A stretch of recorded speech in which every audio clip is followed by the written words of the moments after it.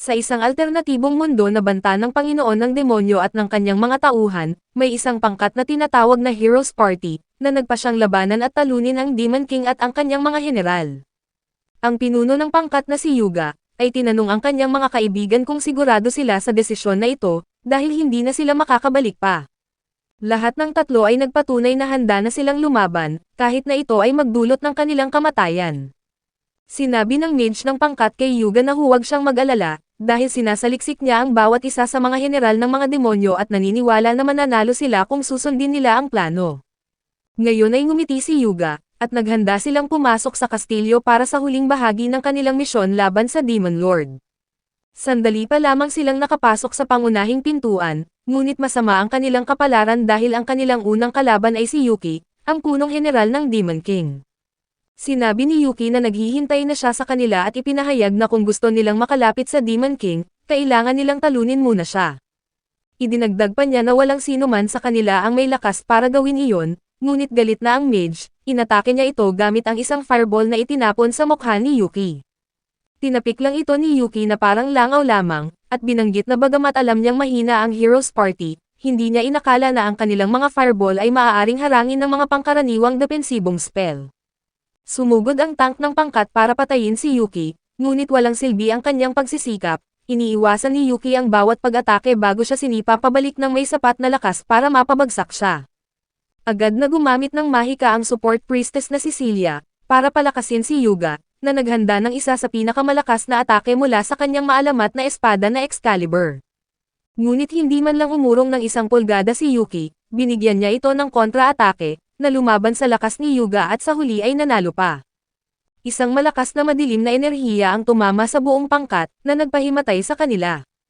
Habang sinusuri ni Yuki ang mga nahimatay na bayani para desisyonan kung ano ang gagawin sa kanila, napansin niya si Celia na nakahiga sa likuran, at napagtanto niya na siya ang eksaktong uri ng babae na gusto niya. Nabigla siya sa boses ng kanyang mga kapwa-general, na tinanong kung dapat nilang patayin ang pangkat para tuluyang maalis ang banta.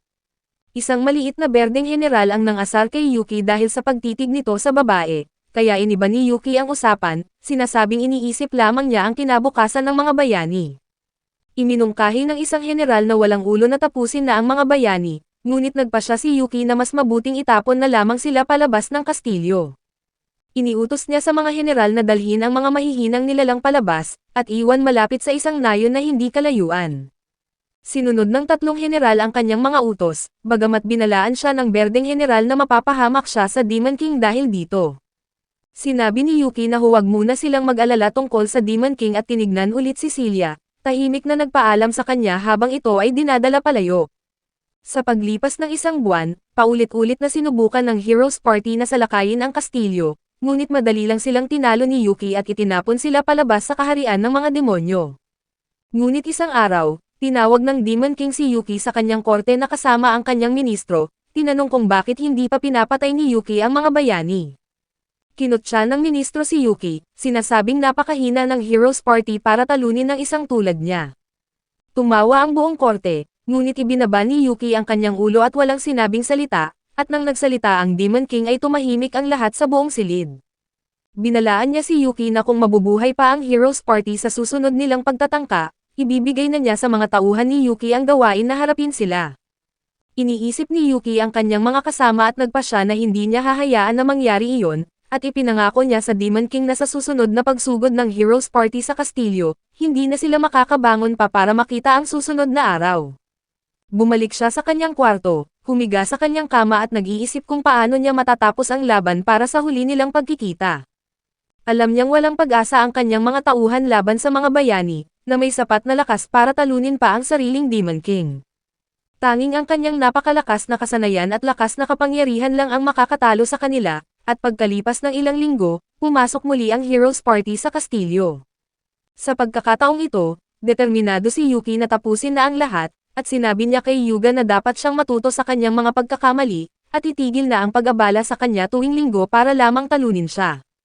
Agad na sumugod si Yuga kasama si Raven, ang pulang buhok na tank, at binalot nila si Yuki para ilunsad ang kanilang inihanda na atake mula sa 2 direksyon.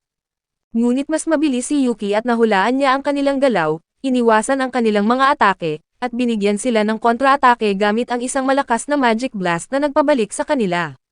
Akala ng dalawa na tapos na si Yuki, ngunit hindi sila binigyan ng panahon para makabawi, at binigyan sila ng pangalawang Magic Blast na direktang tumama sa kanila at tumilapon silang dalawa sa isang pader. Agad na tumakbo si Celia para gamutin ang dalawa at suriin kung ayos lang sila. Si Mika ay nanatili para pigilan si Yuki, at bigyan ng oras si Celia na gamutin sina Hyuga at Raven. Agad niyang pinakawalan ang kanyang magic spell, na madaling pinigilan ni Yuki, ngunit binitawan din niya ang isang malaking apoy na may pagkaantala sa pagsabog, at nagulat si Yuki nang sumabog ito sa kanyang harapan. Gayunpaman, dahil sa kanyang sobrang lakas, halos walang epekto sa kanya ang pagsabog. Iniisip niya kung paano naging napakalakas ang isang simpleng general, ngunit gumana ang kanyang plano, nakakuha ng sapat na oras si Celia para gamutin ang dalawang lalaki hanggang sa makabangon silang muli. Tumawa si Yuki at sinabing walang magbabago kahit ilang beses pa silang maglaban. Ngunit hindi interesado si Hyuga na makipag-usap, kinuha niya ang kanyang espada, tinipon ang lahat ng kanyang lakas hanggang sa lumiwanag ito, at sumugod siya kay Yuki para sa huling atake. Nang mawala ang usok, narinig muli ang boses ni Yuki na tinatanong kung naniniwala na sila na hindi nila siya matatalo kahit anong gawin nila. Lumayo si Hyuga, handang harapin ang anumang atake, at sinabi kay Yuki na wala silang pagpipilian, kailangan nilang talunin ang Demon King kahit anong mangyari. Sa kanilang pagkabigla, inalok ni Yuki na payagan silang makapunta sa susunod na silid kung iiwan nila si Celia pansamantala. Tumanggi si Hyuga, ayaw niyang iwanan ang isang kasama, ngunit ipinaliwanag ni Mika na ito ay pagpili sa pagitan ng kaligtasan ng isang babae at ng buhay ng milyon-milyong tao. Hindi pa rin sigurado si Hyuga, ngunit nagsalita si Celia mula sa likuran at sinabing umalis na sila nang wala siya. Ang mga bayani ay nangakong babalik para sa kanya pagkatapos nilang tapusin ang Demon King, bago sila pumasok sa pintuan patungo sa susunod na silid.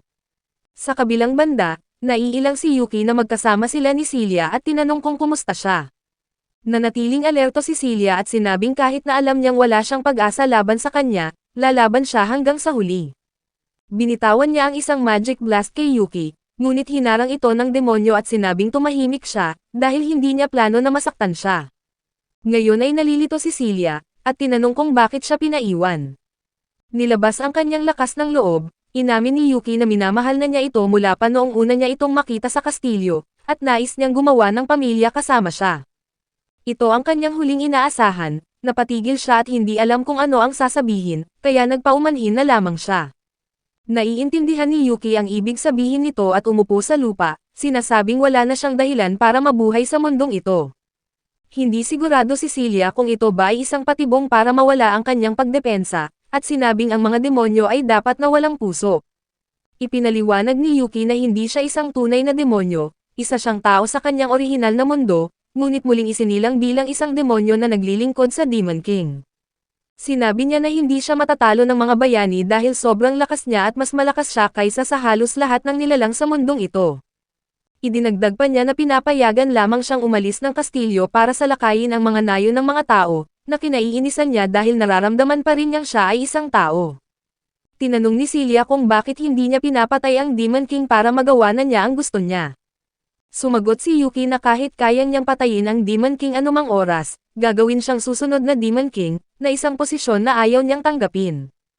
Iminungkahi ni Celia na talikuran na niya ang kanyang buhay bilang demonyo at bumalik na mamuhay kasama ng mga tao, at nakaramdam ng pag-asa si Yuki at nagpa siyang tanggapin ang kanyang alok. Noong araw na iyon, tinalo ng Heroes Party ang Demon King, at isang malaking pagdiriwang ang ginanap sa kabisera ng hari, kung saan binigyang pugay ng hari ang mga bayaning nagligtas sa bansa mula sa kadiliman. Sinubaybayan ito ni Yuki mula sa malayo, bago niya putulin ang kanyang mga sungay para magmukhang tao, pagkatapos ay bumili ng karaniwang damit at pumunta sa Adventurers Guild. Natagpuan niya ang guild na walang tao maliban sa isang masungit na tagapangasiwa sa harap ng mesa, at masiglang tinanong ni Yuki kung pwede siyang sumali sa guild. Ang tagapangasiwa na si Crayman ay napabuntong hininga sa pagkabigat ng kanyang loob, dahil ang lahat ay may pahinga para sa pagdiriwang ng tagumpay, ngunit siya ang napili na magtrabaho. Inirehistro niya si Yuki bilang isang adventurer, binigyan siya ng kanyang card, at binalaan na huwag itong mawawala dahil mahirap kumuha ng bago. Sa paglipas ng ilang linggo, masipag na nagtrabaho si Yuki, natatapos ang isang quest pagkatapos ng isa. Siya ang naging pinakamabilis na adventurer na umangat sa ranggo, mula F hanggang D rank sa loob lamang ng ilang linggo. Pinag-uusapan siya sa guild, at kahit si Crayman ay tinawag siya para tanungin kung paano niya nagagawa ang mabilis na pag-angat bilang isang baguhan. Hindi alam ni Yuki kung ano ang kanyang sasabihin, at ibinigay na lamang ang mga quest na gusto niyang kunin, nang biglang lumitaw si Celia at sinabing kausapin siya ng mag-isa. Dinala niya ito sa kanyang bahay at sinabing umalis na siya sa Adventurers Guild. Ipinaliwanag niya na ngayong patay na ang Demon King, ang mga bansa ay naglalaban para sa kapangyarihan at yaman, at ang ilan ay sinusubukang kunin ang kontrol sa Greenland. Ito ay nangyari matapos ang ilang bansa na sapilitang sakupin ang Venezuela. Ipinaliwanag ni Celia na ang mga mahahalagang tao mula sa iba't ibang bansa ay sinusubukang kumuha ng mga pinakamalakas na adventurer, kahit na ang mga maharlika ay inalok ang kamay ng kanilang asawa para ikasal sa bayaning si Yuga, umaasang magamit siya bilang isang kasangkapan para sa mga layunin ng militar. Binalaan niya na sa bilis ng pag-angat ni Yuki sa kanyang ranggo, hindi magtatagal bago siya mapansin ng isang bansa para kunin. Ito ay magiging isang sakuna, dahil siya ay katumbas ng isang bomba na sandata para sa mga tao, ngunit nangako si Yuki na magiging tahimik siya at iiwasan na makakuha ng pansin. Sandali pa lamang ay tinawag sila ng ina ni Celia sa kanyang kwarto, at sinabing maraming nakikipagkasunduan sa kanyang anak kabilang na ang mismong bayani. Nagalit si Yuki at nagsimulang magreklamo tungkol sa mga maharlika na parang isang dealer, ngunit sinabi ni Celia na tumahimik siya, at ipinaliwanag na tinanggihan niya ang lahat ng mga alok. Naririnig ito ni Yuki at sinabi sa kanyang ina na tinanggihan na siya dati, kaya magpapatuloy siya bilang isang adventurer hanggang sa makapagbigay na siya ng maayos na buhay para kay Celia. Kapag dumating na ang oras na iyon, muli siyang makipagkasunduan para malaman kung magbabago ang sagot nito, at mukhang nasiyahan ang kanyang ina at umalis na iniwan silang dalawa. Nagpaalam si Yuki at sinabing magkikita silang muli, bago bumalik sa kanyang maliit na tahanan, sabik na hinihintay ang araw na makapiling si Celia. Pagkalipas ng ilang araw ay kumuha si Yuki ng isang misyon, para hulihin ang isang halimaw na umaatake sa mga naninirahan sa nayon ng walang dahilan. Sinabi sa kanya ni Crayman na ang quest ay tatagal ng hindi bababa sa isang linggo, at mukhang mas matagal pa. Ngunit nang makita niya ang halimaw sa kailaliman ng kagubatan, napagtanto niya na mas madali itong harapin kaysa sa kanyang inaasahan. Ang nilalang na mukhang manok at may buntot ng ahas ay paulit-ulit na sumusugod sa kanya, ngunit mas mabilis si Yuki at pinagod lang ito bago tuluyang natapos gamit ang kanyang Thunderbolt attack. Kinuha niya ang mga balahibo ng manok bilang patunay na natapos na ang gawain, nagulat siya na ang gawain ay tumagal lamang ng kalahating araw. Ibig sabihin ay mas mabilis na tataas ang kanyang ranggo kaysa sa inaasahan niya. Bago pa niya maligpit ang kanyang mga gamit, naramdaman niya ang isang presensya sa paligid. Isang kabalyero ang biglang lumabas mula sa mga damo at sinubukang saksakin siya sa lalamunan, ngunit madaling naiwasan ito ni Yuki. Napansin din niya ang isang taong kalapati na lumilipad sa kanyang itaas, sinusubukang kuskusin ang kanyang mga mata, ngunit lumikha si Yuki ng isang defensive spell para pigilan ito. Bago pa siya makapag-isip at malaman kung sino ang umaatake sa kanya, may isang elven fairy ang sumugod. Agad na nakilala ni Yuki ang fairy bilang si Shik, na isa sa kanyang mga dating tauhan. Tinawag niya ang pangalan ni Shik, at ang fairy ay biglang tumigil, nagulat na marinig ang kanyang sariling pangalan. Pagkalipas ng isang saglit, napagtanto ni Shik na ito ang kanilang kapitan, at lumabas ang iba mula sa makakapal na mga palumpong na nalilito. Ipinaliwanag ni Shik na akala niya ay isang adventurer si Yuki na nanghuhuli ng mga demonyo, kaya sila ay umatake.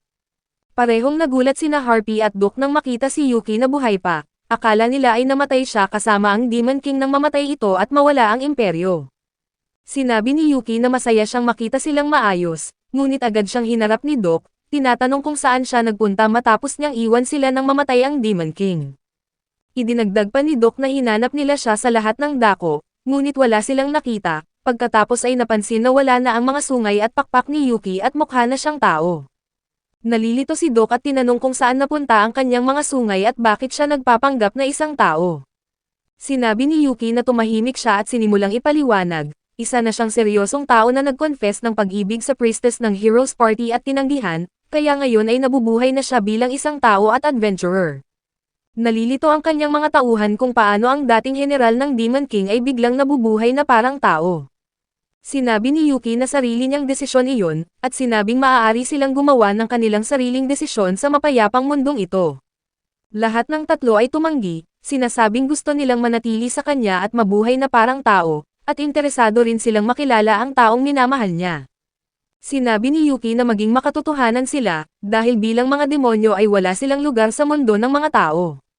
Ngunit iginiit ng tatlo na kung kaya ng kanilang kapitan na magmukhang tao, kaya rin nila. Sumang-ayon si Yuki na payagan silang manatili at dinala sila para makilala si Celia. Nagulat ito nang malaman na pinunit ni Yuki ang mga pakpak ni Harpy, sinisita siya dahil hindi niya naisip kung gaano ito kahirap, kahit na gusto niya silang magmukhang tao. Niyakap ni Harpy si Celia at sinabing mabait ito, at namangha sina Duke at Chick at nagpalakpakan para sa kanya. Pumasok sila sa kanyang mansyon para uminom ng tsaa, at tinanong ni Celia si Duke kung totoo bang mga tauhan ito ni Yuki, at binanggit na hindi sila mukhang mga demonyo. Ipinaliwanag ni Duke na siya ay isang headless knight, si Harpy ay isang panabong na manok, at si Chick ay isang fairy, at lahat sila ay mga nilalang na katulad ng tao at hindi purong demonyo. Nagulat si Yuki sa dami ng sinasabi ni Duke, dahil hindi naman siya isang marites sa kastilyo noon. Sumagot si Duke na hindi siya masyadong nagsasalita dahil kay Yuki mismo, dahil noong una pa lamang dumating si Yuki bilang kanilang kapitan ay kinaiinisan niya ito. Mula nang muling isinilang si Yuki sa mundong ito, siya ay isang taong tahimik at bihirang makipag-usap sa kanyang mga tauhan, binaliwala pa niya at hindi sinusunod ang mga utos ng kanyang direktang superior na si Zai, na sinabing sayang lamang ang oras kung makikipag-usap siya kay Yuki. Narinig ito ni Duke at nagpa siyang harapin niya ang masungit na bagong kapitan para turuan ito ng tama sa pamamagitan ng puwersa. Ngunit mas malakas pala si Yuki kaysa sa inaasahan ni Duke, madali siya nitong tinalo, na naging dahilan para igalang niya ang lakas nito. Sinabi ni Celia na malinaw namang mahalaga sa kanila ang kanilang kapitan ngayon, at sumang-ayon si Duke at sinabi niya na silang lahat ay umibig na sa kanilang kapitan, at mahal din sila ni Yuki. Sa ilang sandali pa lamang ay napagtanto ni Yuki na hindi na niya naririnig na naglalaro sina Harpy at Chick. Ngayon ay nag-alala siya, dahil kung malaman ng iba na ipinagtatanggol ni Celia ang mga demonyo, maaari itong magdulot ng malaking problema. Nakita nila si Chick na natutulog sa hita ng ina ni Celia, at ipinaliwanag nito na naglalaro ito sa hardin ngunit napagod at natulog.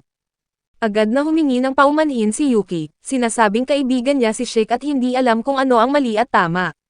Ngunit sinabi ng ina na huwag siyang mag-alala dahil mahilig siya sa mga bata, at tinanong ni Yuki kung nakita niya ang batang babae na kasama ni Chick. Sinabi nito na kinuha siya ni Sofia, na ang kanilang katulong at pumasok ng mansyon. Nagmadali silang lahat pabalik, natatakot na baka magpanik o gumawa ng gulo si Harpy kung matakot ito. Sa halip, nakita nila si Harpy na tahimik at maayos ang ugali, nakasuot ng uniforme ng katulong na ibinigay ni Sofia. Ipinakilala ni Sofia ito bilang isang bagong katulong na si Harpy, ngunit ipinaliwanag ni Celia na kaibigan ito ni Yuki. Humingi ng paumanhin si Sofia, sinasabing dapat ay may bagong katulong na magsisimula ngayong araw at nalilito siya. Sinabi ni Yuki kay Harpy na magbihis na siya, ngunit sinabi nito na gusto niyang magtrabaho at tinanong si Sofia kung pwede siyang manatili. Ngumiti si Sofia, at sinabing ipapakita niya sa kanya ang kwarto ng mga katulong mamaya. Pagdating ng gabi, naghanda nang umalis sina Yuki at ang kanyang mga kaibigan. Galit na tumingin ang mga mata ni Chick, at ginagalaw na nagsabi kung gaano kaswerte ang manok na si Harpy na makatira sa malaking mansyon. Sinabi ni Celia na pwede silang bumisita anumang oras, at hinila siya ng kanyang ina sa tabi at sinabing si Celia ay hindi tumigil sa kanyang trabaho at walang pahinga, kaya siguraduhin niyang magpapahinga ito sa susunod na araw, at hiniling na isama siya ni Yuki sa isang date. Kinaumagahan, sabik na naghihintay si Yuki sa sentro ng lungsod para kay Celia. Dumating ito sa isang magandang karwahe na hinila ng 2 manok, pagkatapos ay lumabas na nakasuot ng damit pang mamamayan at may makapal na salamin. Bumibilis ang tibok ng puso ni Yuki sa kagandahan nito, kinuha ang kanyang kamay at nagsimulang libutin ang lungsod. Bawat maliit na bagay ay nagiging interesado si Celia at tumigil sila sa isang coffee shop, nangangatuwiran na uminom sila ng tsaa doon mamaya. Bumisita sila sa iba't ibang lugar, naglaro ng mga pusa, sumubok ng mga damit, at plano ni Yuki na bumili ng maliit na regalo para sa kanya sa isang tindahan para maalala niya ang araw na ito. Ngunit biglang nagbago ang kanilang kapalaran nang makita nila si Yuga at Nika, na magkasama din at nakasuot ng damit pang masa. Pagkatapos ay tumakbo si Yuga papunta kay Celia at nagsimulang kausapin ito, ganap na binaliwala si Yuki na nakatayo mismo sa tabi niya. Inanyayahan niya si Celia na sumama sa kanya, na ikinainis ni Yuki. Sa kabutihang palad, sinabi ni Celia na may kasama rin siyang kaibigan ngayong araw. Doon lamang napansin ni Yuga si Yuki, ngunit hindi niya ito binigyang pansin at sinabing pwede rin itong sumama kung gusto niya.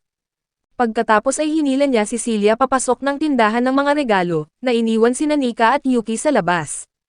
Parehong naiinis sina Nika at Yuki, at sinabi ni Nika na sana ay umibig si Celia sa isang karaniwang tao na tulad niya. Sa sandaling ito ay natuwa si Yuki bago napagtanto na kinukutya nito si Celia at hindi siya, kaya inakala niyang masamang tao si Nika. Samantala, nasa loob pa rin si Yuga at kinakausap si Celia. Naalala ni Yuki na tinanggihan ni Celia ang panliligaw ni Yuga, at sino mang makatwirang tao ay aalis na at iiwan siya, ngunit walang hiya si Yuga at ayaw ring umurong ni Yuki. Pumasok siya sa loob at kumuha ng isang kwintas para kay Celia, at tinanong kung nagustuhan niya ito, at namula si Celia at sinabing maganda ito. Sandali pa lamang ay lumapit si Yuga na may dalang malaking tiyara na gawa sa esmeralda, ipinagmamalaki na ito ang pinakamahal na bagay sa tindahan. Inalis niya ang sombrero ni Celia para ilagay ang tiyara, na naging dahilan para mahulog ang kanyang salamin sa lupa. Agad na nakilala ng mga tao si Celia bilang ang priestess, kasama sina Nika at Yuga na ang mga bayani. Sumiksik ang mga tao sa kanila, iniwan si Yuki, na isang demonyo na hindi alam ng sino mang tao sa labas. Sinubukan niyang makapasok sa mga tao para hanapin si Celia, ngunit nakatagpo niya ang matangkad na mandirigma na si Raven, na napapalibutan ng mga babae. Nagpa siya si Yuki na tulungan ito, inabala ang mga babae, pagkatapos ay kinuha ang kamay ni Raven at hinila ito papasok ng isang daanan para makatakas. Mga ngatwiran na sana ay umalis na si Yuki ngunit kinausap siya ni Raven. Nagulat siya sa boses ni Raven na parang babae, subalit wala siyang oras para doon. Tinanong siya ni Raven kung pwede silang maging magkaibigan, palagi siyang binabato ng iba dahil sa kanyang boses. Sumang-ayon si Yuki, pagkatapos ay nagpatuloy sa paghahanap kay Celia. Madali niyang natagpuan ito na nakasuot pa rin ng damit pangmasa, at tumabi sa isang maliit na batang nawawala sa kanyang ina dahil sa dami ng mga tao. Inalok ni Yuki na tumulong, at magkasama silang naghanap ng ina ng bata. Sinabi niya kay Celia na dapat na siyang umuwi para magpahinga, ngunit tumanggi ito, kaya nagpatuloy sila sa paghahanap. Kinaumagahan, nang pumunta si Yuki para bisitahin si Celia, sinalubong siya ng ina nito at sinabing nawalan ng malay si Celia dahil sa pagod matapos ang kaguluhan sa mga tao. Humingi ng paumanhin si Yuki dahil hindi niya ito naalagaan ng maayos, ngunit sinabi ng ina nito na kasalanan iyon ng bayani. Idinagdag pa nito na pumasok pa si Yuga sa kanilang bahay at iginiit na siya na ang mag-aalaga kay Celia, ngunit tinapon siya ni Sofia palabas. Sa kanyang pagkabigla, pinayagan siya nitong makita si Celia, at nang pumasok siya sa kwarto nito ay nakita niya itong nakahiga sa kama. Pinag-usapan nila ang tungkol sa kaguluhan ng nakaraang araw, at sinabi ni Celia na sana ay isama siya ni Yuki sa labas sa susunod kapag may libreng oras siya. Sobrang tuwa ni Yuki at nagsimulang gumawa ng kalokohan, na ikinatawa ni Celia, ngunit bigla itong nagsimulang umubo at galit na itinapon siya ni Sofia palabas ng kwarto. Sa daan pa uwi, nakatagpo ni Yuki si Raven na humihingi ng payo. Sinabi nito na mayroon siyang babaeng gusto, isang taong laging mabait sa kanya, ngunit natatakot siyang mag-confess dahil sa kanyang boses. Binigyan siya ni Yuki ng mga salitang pagpapalakas ng loob at hinikayat na subukan ito, at nagpasalamat si Raven at naglakad patungo sa bahay ni Celia. Nabigla si Yuki at napagtanto na gusto ni Raven si Celia, dahil binigyan niya lang ng lakas ng loob ang kanyang karibal. Kahit na sinisikap niya na sabihin sa kanyang sarili na hindi agad tinatanggap ni Celia ang sinumang manliligaw, naguguluhan na siya. Naiisip niya ang isang alaala kung saan nanghihina si Celia habang nakikipaglaban sa mga demonyo, at sinalo siya ni Raven na parang sa isang Korean drama, na lalong nagpapabigat ng loob sa kanya. Sa ilang sandali pa lamang ay bumalik si Raven na puno ng kalungkutan. Tinanong siya ni Yuki kung ano ang nangyari, at bulong ni Raven na kahit malakas ang loob niya ay talunan pa rin siya. Habang umaalis si Raven, iniisip ni Yuki kung ano ang sinabi ni Celia kung bakit labis siyang nasaktan. Bumalik siya sa mansyon, ngunit nasa pintuan si Sofia at tinanong kung nakalimutan niya ang isang bagay.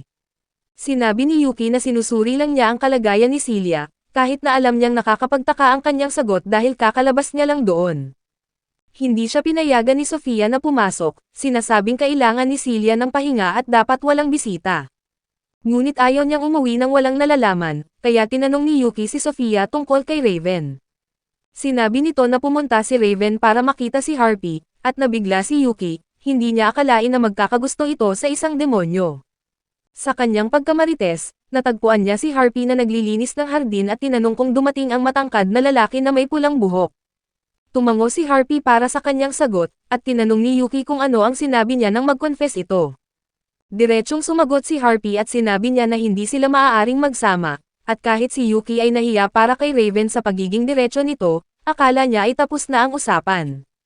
Sinabi ni Harpy na hindi ganon kadali, ngunit nung tinanong siya ni Yuki na ipaliwanag pa ay umalis ito para magpatuloy sa trabaho, kaya nagpa siya si Yuki na kausapin na lang ito sa susunod na araw.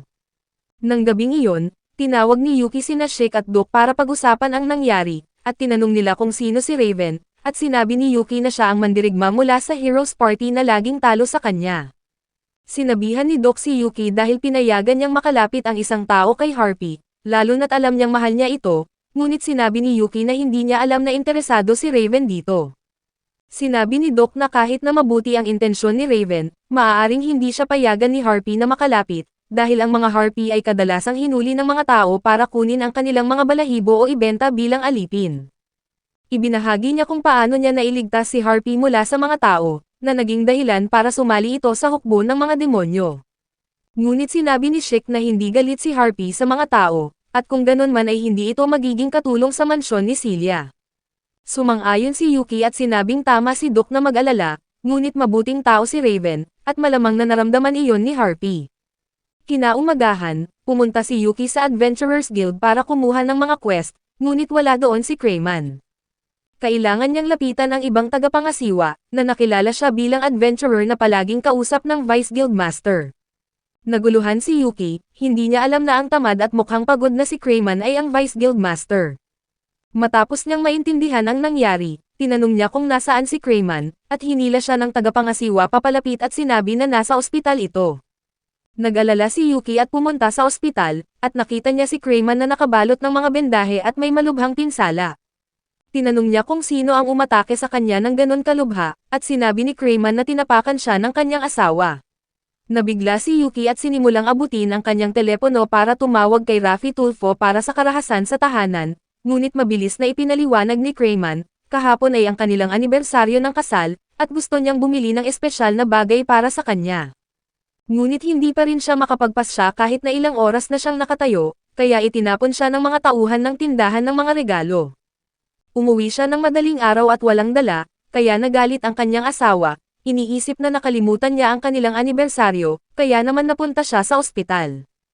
Hindi pa rin makapaniwala si Yuki nang sabihin niya na napakalakas ng asawa ni Crayman, at ipinagmamalaki ni Crayman iyon, at idinagdag na dating A-rank adventurer ang kanyang asawa tulad niya.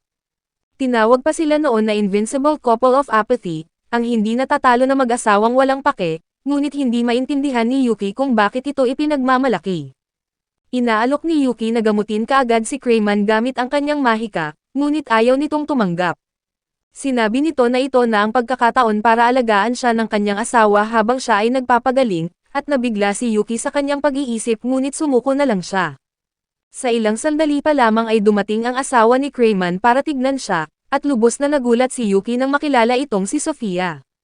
Natuwa si Crayman nang makita ito at tinawag itong Honey. Ngunit sinipa siya nito sa ulo dahil palagi itong nagrereklamo na tawagin siya sa kanyang tunay na pangalan.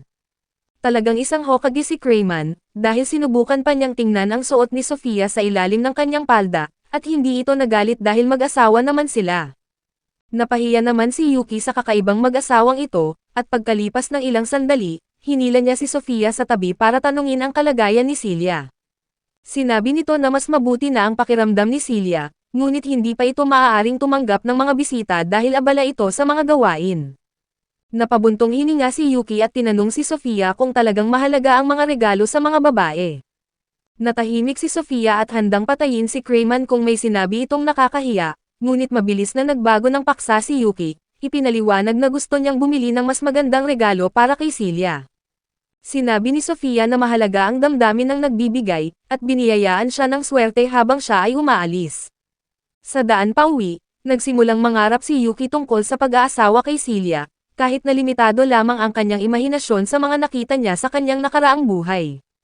Dumating siya sa tirahan ng mga kabalyero para tignan si Raven, na patuloy pa rin na walang sigla mula sa pagtanggi sa kanya. Kahit anong gawin ni Yuki para makausap siya ay hindi ito tumutugon, hanggang sa banggitin niya ang pangalan ni Harpy. Agad na tumayo si Raven at tinanong kung paano niya nalaman ang pangalan ni Harpy, at sinabi ni Yuki na matagal na niya itong kilala, at gusto niyang malaman kung bakit ito nagustuhan ng isang kabalyero. Sinimulan ni Raven ang kanyang kwento, isang araw sa palengke, nakita niyang binabastos ng 3 masasamang tao ang isang katulong at tumulong siya para iligtas ito. Bagaman mapangahas ang mga masasamang tao sa una, sapat na ang makitang mapahamak ang isa para tumakbo sila. Nang malaman ni Raven na ligtas na ang katulong, sinimulan na niyang umalis, ngunit hinila nito ang kanyang balabal para magpasalamat. Sinabi niya na trabaho lamang iyon, at napagtanto niya na ginamit niya ang kanyang tunay na boses. Nahiya si Raven, ngunit sinabi ng katulong na si Harpy, na maganda ang kanyang boses at nainggit pa siya rito. Tumakbo ito pagkatapos noon, at doon pa lamang niya naramdaman ang unang pag-ibig. Inamin niya na nakilala niya ang uniforme ng katulong, kaya naman siya ay pumunta sa mansyon ni Celia. Nagulat si Raven nang malaman na kilala ni Yuki si Celia, at nagsimula namang magkwento si Yuki tungkol sa kung paano niya ito nagustuhan, at nagsikap siyang maging isang matagumpay na adventurer para maging karapat-dapat dito. Lalo pang nalungkot si Raven, iniisip niyang talunan siya dahil hindi niya magawang magsumikap para sa babaeng gusto niya. Sinabi ni Yuki na hindi niya ito kasalanan, nahihirapan si Harpy sa mga lalaki dahil sa mga trauma mula sa nakaraan. Sinabi niya na maaga pa para sumuko, at iminungkahi na pumunta sila sa palengke para simulan ang kanilang hakbang para sa hinaharap. Pumunta sila sa isang tindahan na puno ng mga mag-asawang bumibili ng alahas at mga regalo para sa isa't isa. Kinabahan si Raven at akala niya ay mali ang kanilang pinuntahan, ngunit sinabi ni Yuki na tumahimik na lamang siya. Nakita niya na nandoon pa rin ang kwintas na gusto niyang bilhin para kay Celia noong nakaraang linggo at binili niya ito.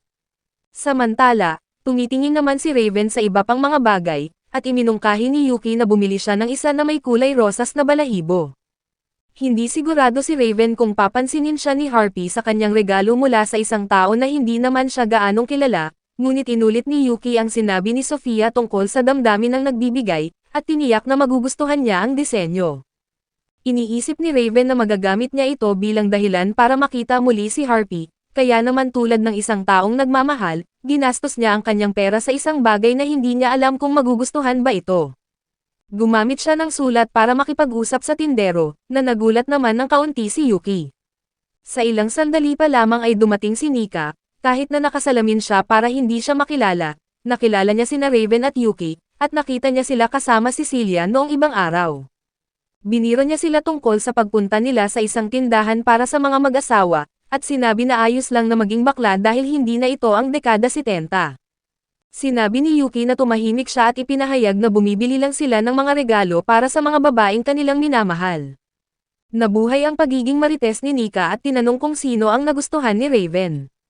Nang hindi ito magsalita ay nagsisi si Nika, dahil kinutya niya kasi ang boses nito at hindi na ito nagsalita sa kanya mula pa noon.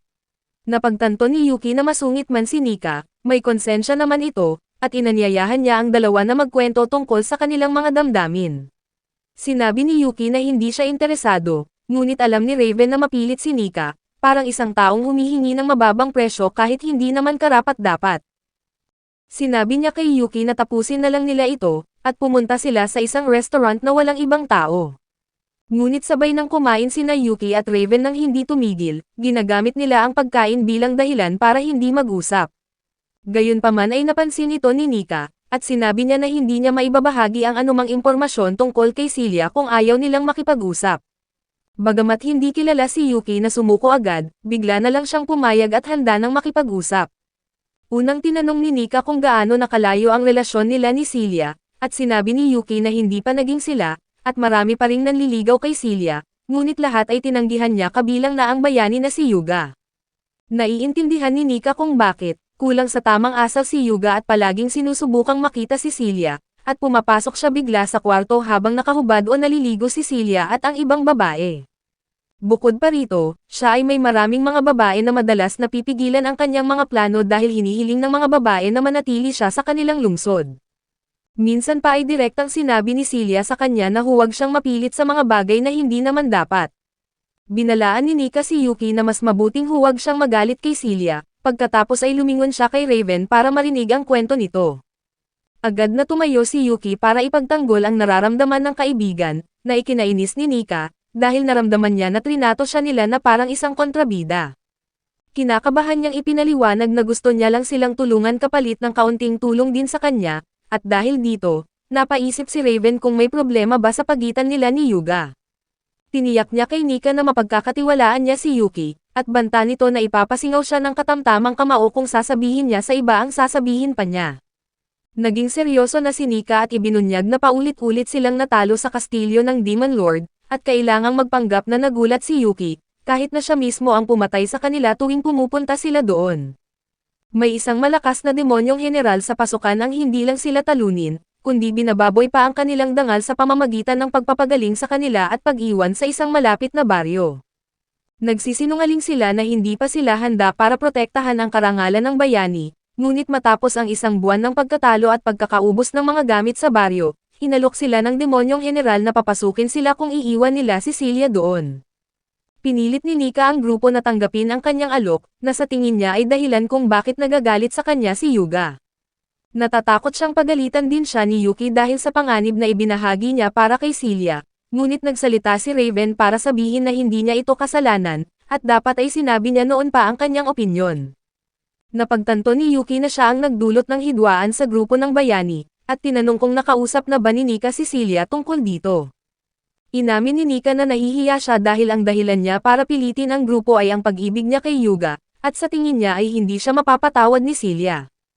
Tinatanong ni Yuki kung plano niya na hayaan na lang na magkairita sila magpakailanman, at napagtanto ni Nika na kailangan niyang magpakumbaba dahil dito at nagpa siyang humingi ng tawad kay Celia. Pagkatapos niyang umalis, nadama ni Raven ang determinasyon na kausapin muli si Harpy, at pumunta sila ni Yuki sa mansyon ni Harpy, at doon sila nakita ni Shik at Doc na naroon din para makita si Harpy. Nang ipakilala ni Yuki si Raven kay Doc, agad itong naging depensibo at tinanong kung si Raven ba ay isang talunan na desperado, na sinusubukang makuha ang loob ng isang babae na tinanggihan na siya. Ipinagtanggol ni Yuki ang kaibigan at sinabi na sobrang maingat lang si Doc dahil mahal na mahal niya si Harpy. Tinanong ni Doc kung ano ang kailangan ni Raven, at nang mapilitan na ito, sinabi ni Raven na hindi niya masyadong kilala si Harpy, ngunit gusto pa rin niyang kausapin ito ng isang beses pa. Wala namang pakialam si Doc na parang mga luma ng linya ang sinasabi niya, sinabi niyang dapat sabihin ni Raven na protektahan niya si Harpy at gagawin siyang masaya, dahil iyon ang mga salitang nakakaantig sa mga puso ng mga babae. Ngunit tumanggi si Raven na gumamit ng mga linya na hindi naman sa kanya, na ikinahanga ni Doc. Tinulak niya si Raven patungo kay Harpy at sinabing sabihin na lang nito ang gusto niyang sabihin. Dinala ni Raven si Harpy sa isang tahimik na lugar, iniabot ang regalo, at kinakabahan na tinanong kung pwede na lang silang maging magkaibigan. Natutuwa si Harpy sa regalo at pumayag na maging kaibigan siya ni Raven, bagamat wala siyang anumang damdaming higit pa roon. Makalipas ang ilang araw, mabigat ang loob ni Yuki, higit sa isang linggo na mula noong huling makita niya si Celia, at wala na siyang lakas. Pumasok si Shik nang bigla, tumalon at humihingi na pumunta sila ni Yuki sa mansyon ni Celia para makapaglaro siya sa hardin kasama si Harpy. Wala sa tamang kondisyon si Yuki at sinabi niya na pupunta sila sa ibang pagkakataon, gusto na lang niyang matulog hanggang sa makita niya ulit si Celia. Iniisip niya kung gaano kaabala ang lahat sa grupo ng mga bayani, dahil lagi namang gumagala si Celia para gamutin ang mga taong hindi maaring tulungan ng ibang manggagamot. Si Raven naman, bilang kapitan ng mga gwardya, ay namamahala sa mga bagong tauhan at tinitiyak na maayos ang lahat. Si Nika na bilang palace mage, ay inaayos ang mga problema sa korte, at si Yuga naman ay parang ambasador ng kaharian, na namamahala sa mga gawain sa ibang bansa at pinapaslang ang mga malalakas na halimaw na hindi kayang patayin ng mga mababang ranggong adventurer. Pakiramdam ni Yuki ay walang silbi siya kung ikukumpara sa kanila, at iniisip niya kung may maitutulong ba siya para mapadali ang buhay ng mga ito. Naputol ang kanyang pag-iisip nang tumalon si Shik sa kanyang dibdib at nagrereklamo na sana ay sumama na lang siya kay Doc, ngunit inanyayahan siya ni Raven na sumali sa mga kabalyero, isang posisyon na inaprubahan ni Doc.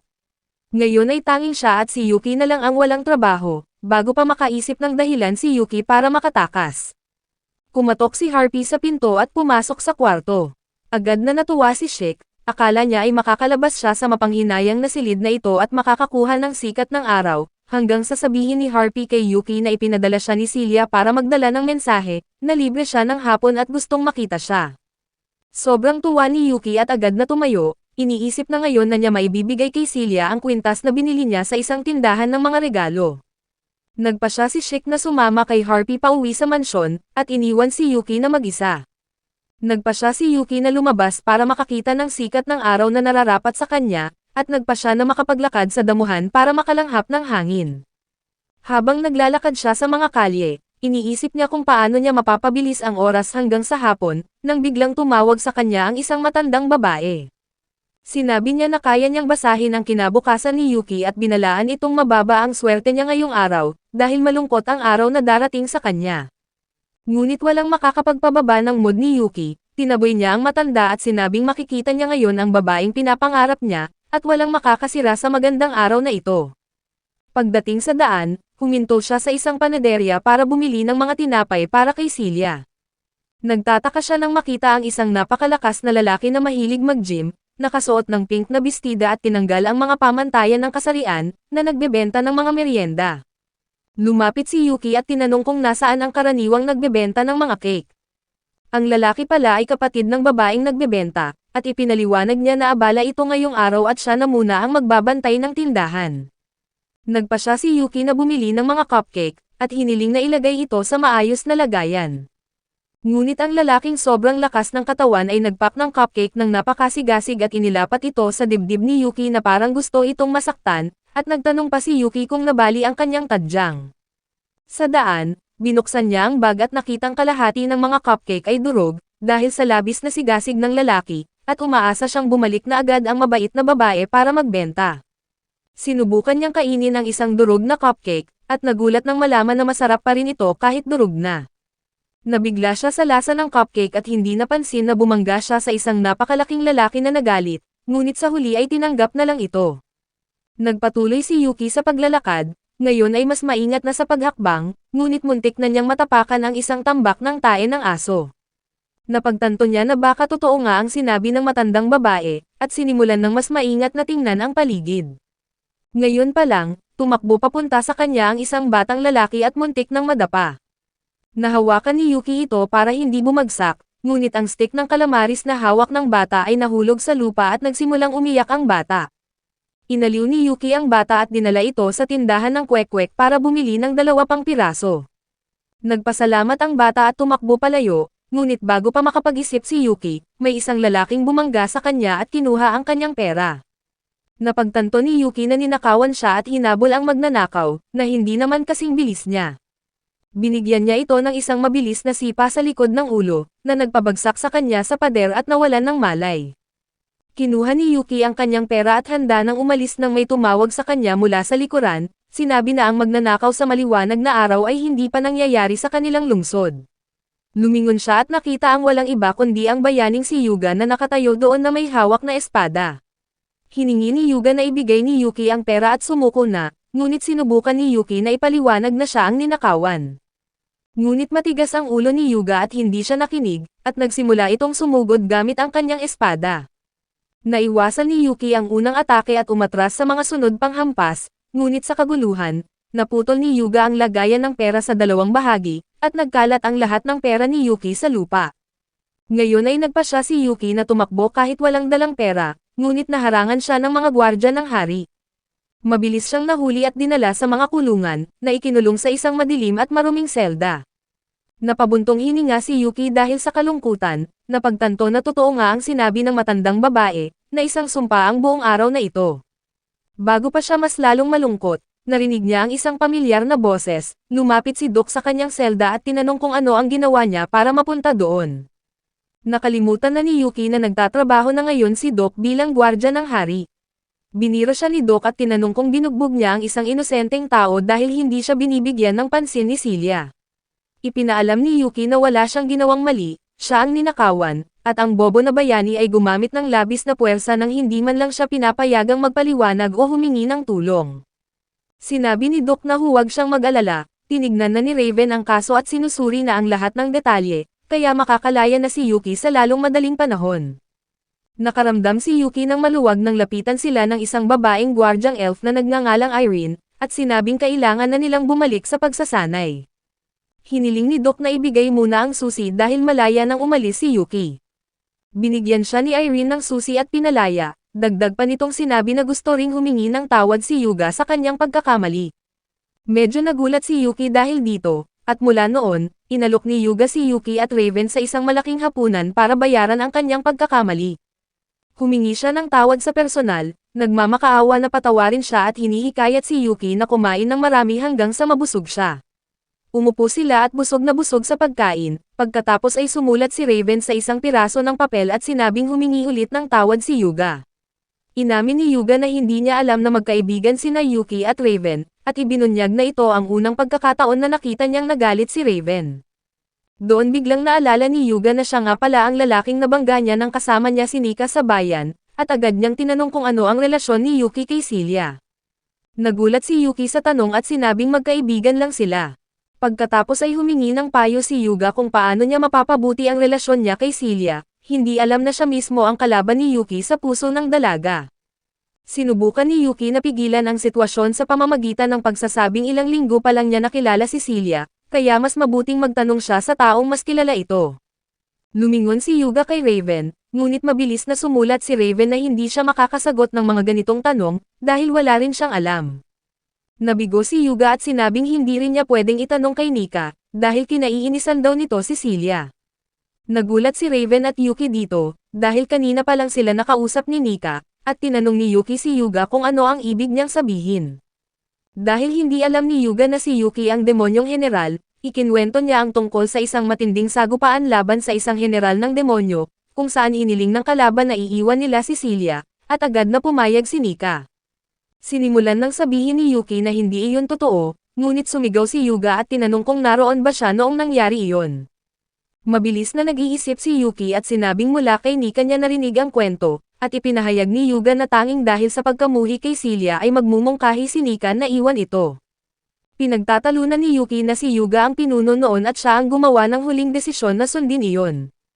Aminado si Yuga na totoo ang sinabi ni Yuki, ngunit hindi pa rin matanggap na siya mismo ang pumili ng desisyong iyon, at sinabing hindi niya kayang iwan si Celia. Pagkatapos ay inilagay ni Raven ang kamay sa balikat ni Yuga at umiling. Nagsalita si Yuki para kay Raven, sinasabing siya ang pinuno ng mga bayani, at dapat niyang tigilan ang pagbibintang sa mga kasama niya para sa sarili niyang mga desisyon na hindi tama. Ngayong narinig ito ni Yuga ay nagsimula siyang umiyak, at nang tumahimik siya, napagtanto niya na hindi maayos ang kanyang pagtrato kay Nika, kahit na lagi siyang sumusuporta sa kanya mula pa noong bata pa siya. Nagpasya siyang humingi ng tawad agad, ngunit natatakot siyang pumunta ng mag-isa, kaya hinila niya sina Raven at Yuki na sumama. Nang hindi man lang kumatok, pumasok siya sa bahay ni Nika at nakitang nagbibihis ito. Ngayon ay sumigaw si Nika, ngunit hindi ito pinansin ni Yuga at agad na humingi ng tawad sa pagmura at pagbibintang sa kanya tungkol sa pag-iwan kay Celia. Napakasama ng loob ni Nika kaya kumuha siya ng kanyang magic staff at ibinuhos ang lahat ng inis sa pamamagitan ng paghampas kay Yuga. Iniwan ni Yuki kay Raven ang gawain at tumakbo papunta sa mansyon ni Celia. Habang nasa daan, muling nakita niya ang napakalakas na nagbebenta ng cake, kasama na ngayon ang kapatid nitong babae, na nagbigay sa kanya ng bagong gawa na mga cupcake bilang paumanhin sa mga durog na paninda. Nagpasalamat si Yuki at nagmadaling umalis, ngunit napalibutan siya ng mga lalaking nakasuot ng magarang damit. Inaasahan na naman niya ang gulo, at iniisip kung ano ang ginawa niya. Sa halip, ipinaliwanag ng mga lalaki na ang batang tinulungan ni Yuki ay mula sa isang pamilyang mayaman, at bilang pasasalamat ay binigyan siya ng isang pakete ng kwek-kwek. Nagpasalamat si Yuki at tumakbo papunta sa mansyon ni Celia, kung saan nakita niya itong nakaupo sa isang upuan at nagbabasa. Maligaya siyang tinanggap nito habang inaalay niya ang mga cake at kwek-kwek. Nagpasalamat si Celia at sinabing kukuha na siya ng tsaa, ngunit biglang pumasok si Yuga na sumisigaw na napagtanto na niya ang kanyang pagkakamali. Sinuntok siya ni Nika sa mukha at sinabing tumahimik na siya, at dumating din si Raven, at lumapit si Nika para humingi ng tawad kay Celia. Sinabi niya na magkasama sila sa pangkat ng mga bayani, at hindi dapat niya ito iniwan sa anumang sitwasyon. Ngumiti lang si Celia at sinabing milyon-milyong buhay ang nakasalalay noon at mas mahalaga na talunin ang Demon King. Dagdag pa niya na matapos ang laban, kahit na sobrang pagod na si Nika at wala na siyang mana, tumakbo pa rin ito pabalik para tignan kung ligtas siya, at nawalan ito ng malay sa sobrang pagod at kaginhawahan nang makita siyang ligtas. Nagwakas ang lahat ng maayos, at naglakad sina Celia at Yuki sa araw na iyon habang bumababa ang araw. Inilabas ni Yuki ang kwintas na binili para kay Celia, at tinanggap ito ng dalaga ng may kagandahang loob, nagpapasalamat sa lahat ng ginawa niya para sa kanya. Makalipas ang ilang araw, binigyan ng pagkakataon si Yuki na samahan si Celia sa isa sa mga lugar kung saan siya nagtatrabaho para tumulong. Sa kasamaang palad ay walang bagay na maayos na nangyayari para sa kanya, dahil sa pagkakataong ito, ang problema ay si Sheik, na nakiusap at hinikayat pa si Celia na payagan siyang sumama dahil nababagot na raw siya. Habang nasa karwahe, tuwang-tuwa si Sheik at sinabing hindi pa siya nakasakay ng ganito. Sinabihan siya ni Yuki na huwag masyadong masaya, dahil hindi sila nagbabakasyon kundi tumutulong kay Celia sa trabaho. Ngumiti si Celia at nagpasalamat sa kanilang pagpunta, ngunit biglang lumabas ang sintomas sa kanyang mukha na mayroon siyang sakit. Agad na nag-alala si Yuki at tinanong kung ayos lang siya, at mabait na sinabi ni Celia na ayos lang siya, ngunit nahihilo lang siya tuwing sasakay ng karwahe. Iminungkahi ni Yuki na magpahinga muna sila bago magpatuloy, ngunit may mas magandang ideya si Sheik, iniabot niya ang isang potion, sinasabing lihim itong gawa ng mga pixie, na nakakatulong sa pagkahilo tuwing sasakay sila ng sasakyan. Lubos na nagpasalamat si Celia at uminom ng potion, at sa kanyang pagtataka, nawala nga ang pagkahilo niya tuwing sasakay ng karwahe. Pagkatapos ay pinasalamatan niya si Sheik, at mayabang na tumingin ito kay Yuki na tinatanong kung masaya na ba itong sumama siya. Sinubukan ni Yuki na itulak siya palayo, habang tumatawa si Celia at sinasabing labis siyang natutuwa na sinamahan siya ng dalawa sa misyon na ito, dahil nagbibigay ito sa kanya ng lakas ng loob. Hindi nagtagal ay nakarating na sila sa baryo, kung saan laganap na ang sakit mula pa noong unang panahon. Napansin ni Celia na tahimik ang baryo at kulang sa sigla ang mga tao. Nakita nila ang isang matandang lalaki na agad siyang kinilala at malugod siyang binati, sinasabing hindi niya inakala na darating pa si Celia para tulungan sila. Bumati rin si Celia, pagkatapos ay ipinakilala sina Yuki at Sheik bilang kanyang mga kaibigan at bihasang salamangkero na tutulong sa mga mamamayan. Dinala sila ng matanda sa isang simbahan, kung saan nakahiga ang karamihan ng mga may sakit at sugatan, naghihintay ng tulong mula sa mga Diyos na matagal nang hindi na pinapansin. Pinagmamasdan ni Yuki si Celia na buong pusong ginagamot ang lahat, at ginawa rin niya ang kanyang bahagi. Bumalik ulit ang matandang lalaki para pasalamatan si Yuki sa tulong na ibinigay niya. Nang tanungin ni Yuki kung may namatay na ba, sinabi ng matanda na lahat sila ay dapat nang namatay noong mga nakaraang araw nang salakayin sila ng mga tulisan. Ngunit may isang estranghero na biglang lumitaw, tinalo ang mga tulisan, pagkatapos ay mabilis na nawala. Iniisip ni Yuki kung nag-aaway ba ang mga grupo ng tulisan, ngunit napansin niya na pagod na si Celia, kahit na ipinapakita niya na malakas siya at ngumingiti sa bawat mamamayang lumalapit sa kanya para humingi ng tulong. Lumapit siya sa kanya at iminungkahi na magpahinga muna sila ng ilang sandali, ngunit tumanggi si Celia, sinasabing ayos lang siya at tumayo para tulungan pa ang iba. Ngayon ay nagpa siya si Yuki na gumawa ng desisyon at pinatulog siya gamit ang isang spell. Nag-alala ang mga tao, ngunit hinawakan ni Yuki si Celia sa kanyang mga braso at ipinaliwanag na pagod lang ito at kailangan ng pahinga. Nang magising na si Celia, nakita niya ang sarili niya na nasa isang kwarto at naghihintay sa kanya sina Sheik at Yuki. Agad niyang napagtanto na si Yuki ang dahilan kung bakit siya nawalan ng malay, at sinabing dapat niyang igalang ang mga desisyon ng iba sa halip na gumawa ng ibang bagay na sa tingin niya ay mabuti para sa kanila. Bagamat maaaring maging tensyonado ang usapan, mahusay na hinarap ito ni Yuki, sinabing manahimik ka na babae, at ipinahayag na hindi alam ng mga babae kung ano ang mabuti para sa kanila.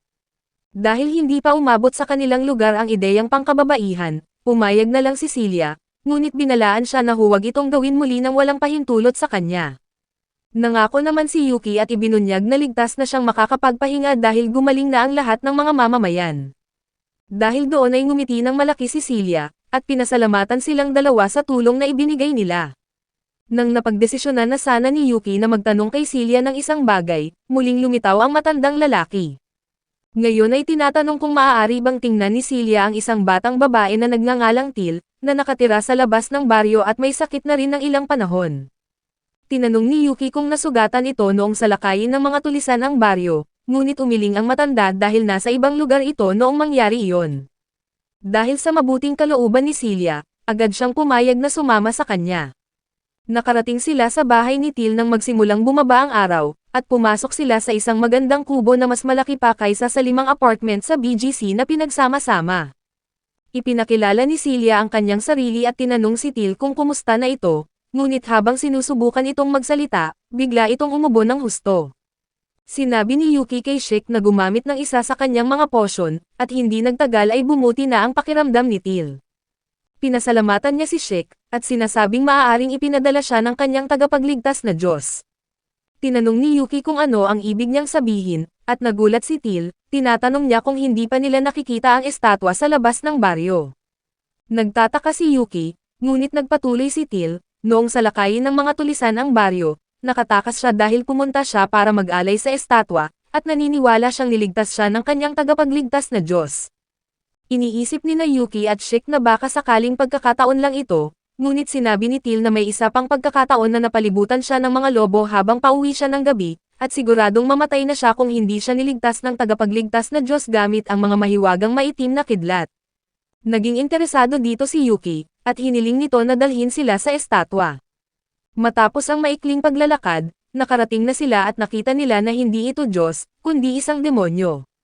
Ngunit naging depensibo si Teal, ipinaglalaban na hindi demonyo ang kanyang tagapagligtas. Pagkatapos ay umubo na naman ito ng husto, kaya nagpa siya si Celia na dalhin ito pabalik sa kubo para magpahinga, at naiwan sina Yuki at Shik para suriin ng mabuti ang estatwa. Sinabi ni Yuki na mukhang magkapareho ito sa mga estatwa sa kastilyo ng Demon King, ngunit biglang nabuhay ang estatwa at inatake sila, at naiwasan ito ng dalawa at nakumpirma na ito ay isang nilalang na demonyo. Agad na kumilos si Shik, sinipa ang mukha ng demonyo at hinawakan ito ng mahigpit gamit ang kanyang braso. Pagkatapos ay kinuha niya ang kanyang kutsilyo at handang patayin ito, ngunit sinabihan siya ni Yuki na maghintay muna, dahil gusto niyang makipag-usap sa demonyo.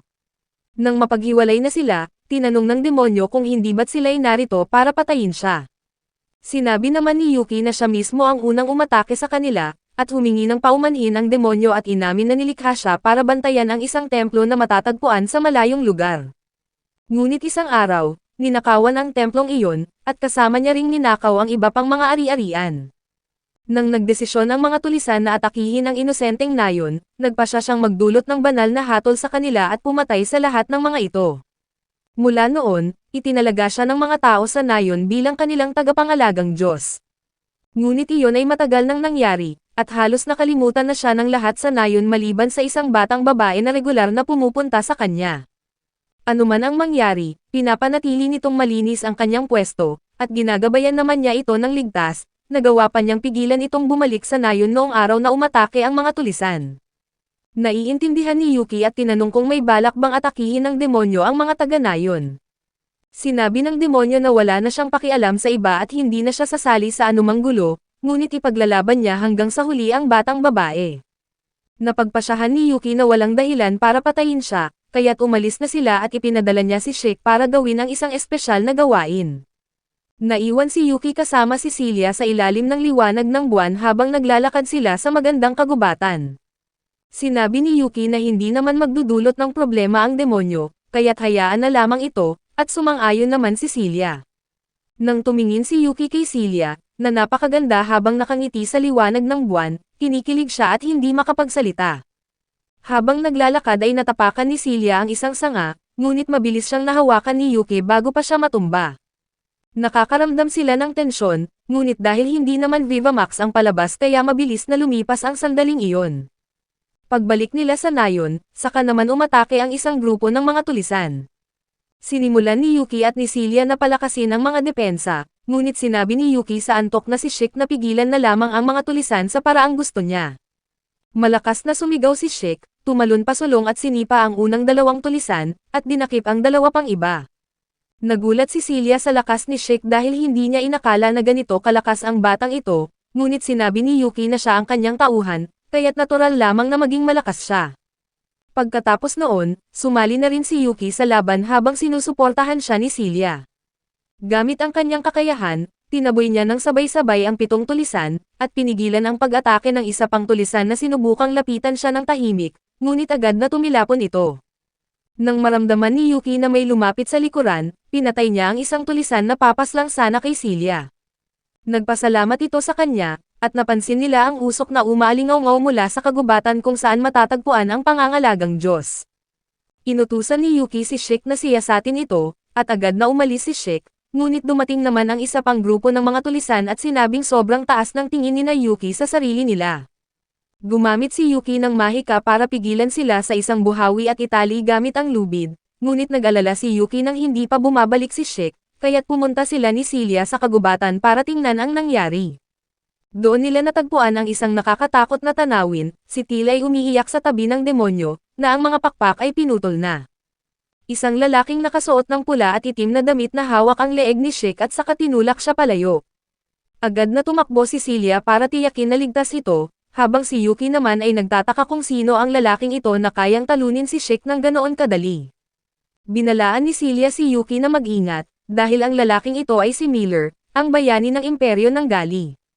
Nagulat si Yuki dahil hindi niya inakala na may ibang bayani pa sa mundong ito, at ngumiti si Miller at sinabihan silang umalis na lamang para matapos na niya ang demonyong estatwa. Naglabas si Yuki ng kanyang mahika patungo sa kanya, ngunit sa pagtataka ni Yuki, natutunaw ng espada ni Miller ang lahat ng mahika at hindi siya nasugatan. Ipinakilala niya ang kanyang espada na tinatawag na espada ni Asta, na kayang ipawalang bisa ang anumang pag-atake gamit ang mahika. Ang kanyang layunin ay patayin ang mga tao sa nayon, at magsimula ng digmaan sa pagitan ng dalawang kaharian. Pagkatapos niyang sabihin iyon, pinutol pa niya ang braso ng demonyo. Habang humihingi ng tawad ang grupo ni Yuki na itigil niya ito, patuloy na nagpapakawala si Yuki ng iba't ibang pag-atake gamit ang mahika, ngunit walang epekto ito sa kanya. Lumapit si Miller, at ginamit ni Yuki ang kanyang pinakamalakas na pag-atake, ngunit nang mawala ang alikabok, nakita nilang nakangiti pa ring nakatayo si Miller. Hindi sumuko si Yuki at patuloy na nagpapalakas ng mahika, hanggang sa magsimulang mabasag ang kanyang espada. Ngumiti si Yuki at sinabing sa huli, ito ay gawa ng tao at may limitasyon lang sa dami ng mahika na kayang tanggapin. Pagkatapos ay dinagdagan pa niya ang lakas ng kanyang mahika at ganap na sinira ang espada. Ngayon ay nagulat si Miller, ngunit sinuntok siya ni Yuki sa mukha at natumba, ngunit mas malakas pala ang bayani kaysa sa inaakala nila at naglabas ito ng sinag ng mahika patungo sa demonyo. Gayunpaman ay sumugod si Till para protektahan ang demonyo at nasugatan siya ng husto. Bago pa makagawa ng aksyon si Yuki, nagpakawala si Miller ng maraming mga sagradong pana na pinigilan ni Yuki, ngunit nakatakas si Miller. Ngayon ay labis na nagalit si Yuki, hanggang sa mawala ang kanyang kontrol at naging ganap na demonyo. Hinabol niya si Miller sa kagubatan, at sinuntok at sinipa ito ng paulit-ulit hanggang sa mamatay na ang bayani, at pagkatapos ay ibinagsak niya si Miller sa lawa at bumalik na sa nayon. Doon niya nakita si Celia na naghihintay sa labas, pinasalamatan siya nito sa lahat ng ginawa niya para sa kanila. Sa kabutihang palad, gumaling din si Till mula sa kanyang mga sugat, at humiling na dalhin siya pabalik sa kabiserang lungsod para humanap ng lunas na makakatulong sa kanyang pangangalagang Diyos. Mayroong ideya si Celia, at inalok niya si Till na maging isa sa kanyang mga kasambahay at itinago ang demonyo sa pamamagitan ng pagpapanggap na ito ay isang estatwa ng Buddha, nang umaasa na hindi magkakaroon ng masamang resulta.